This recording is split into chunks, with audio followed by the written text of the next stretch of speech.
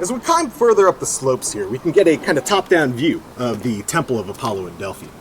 But you can't talk about the Temple of Apollo in Delphi without talking about the famous oracle.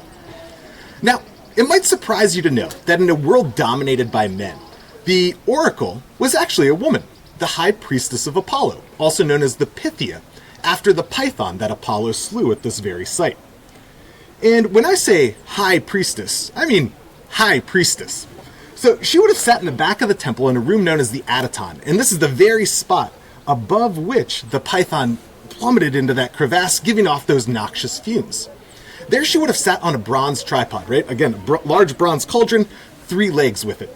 And those noxious fumes would have wafted up and sent her into an ecstatic state where she would speak in unintelligible terms, delivering her prophecies.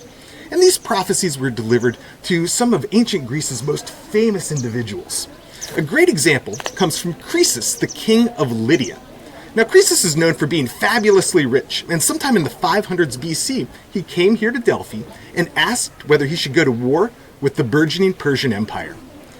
And the high priestess, or Pythia, gave her answer in the famously ambiguous way. She said, if you go to war, a great empire will fall. Now, Croesus took this to mean that, of course, if he went to war, it would be the Persian Empire that fell. But the answer, or the outcome, historically, was very, very different. He did go to war, but it was his own great empire, the Lydian Empire, that fell.